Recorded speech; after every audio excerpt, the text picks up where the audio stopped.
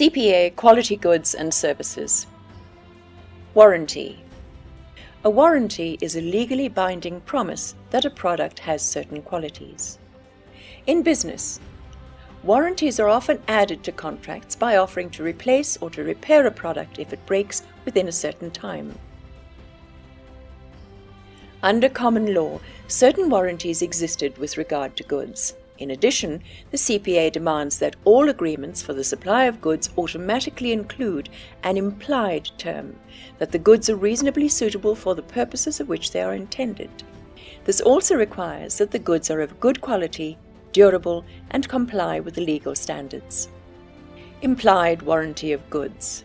Within 6 months after the sale, if the goods fall short of the intended purpose or are defective, a consumer may return the goods at the supplier's risk and expense. The consumer can decide on the option to refund or repair.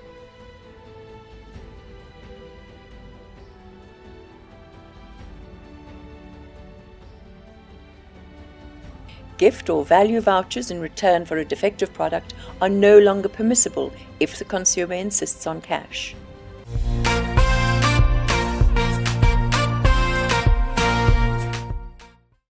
But if the product falls short of the required standard because of tampering with the item after it has left the control of the supplier, then no claim for a refund will be allowed.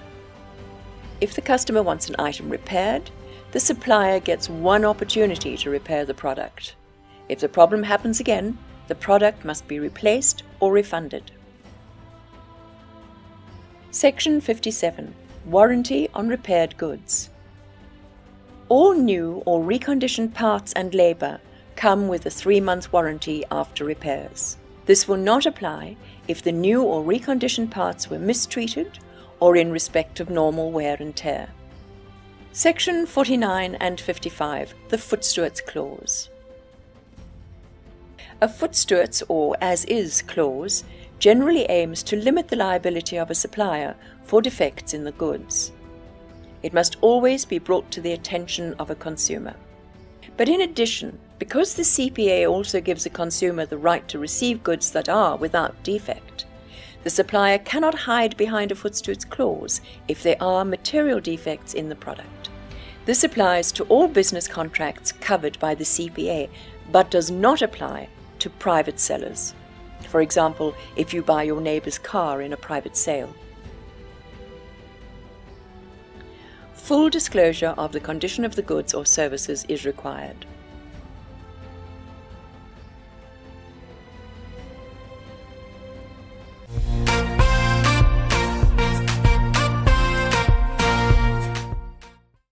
Suppliers' accountability to consumers. Section 62. Laybys. Once the consumer has paid all the installments, the supplier must hand over the goods to the consumer. If the supplier cannot do this, the consumer can demand that the monies paid be refunded with interest or that the supplier gives an equivalent product. If the consumer cancels the agreement before he has fully paid for the goods, then the supplier may charge a penalty before giving the money back to the consumer. But no penalty may be charged if the consumer could not pay because of hospitalization or death. If it is the supplier's fault that he cannot give the consumer the goods after all the installments have been paid, then he must refund the consumer double the amount for breaking the contract, or give the consumer a similar product of the consumer's choice. Section 63. Prepaid certificates, credits, and vouchers. If a consumer makes payments using a voucher, the voucher remains valid until the goods have been supplied to the full value of the voucher. The voucher is also valid for 3 years after the date it was issued, unless the supplier extends it. The voucher always remains the property of the consumer. Section 64. Prepaid membership or fees. For prepayments of services, the amount paid remains the property of the consumer until the service is given, and the supplier may, once a month, deduct a portion from the prepaid amount to pay for the membership or service. Section 66. Deposits for containers, pallets, or similar objects.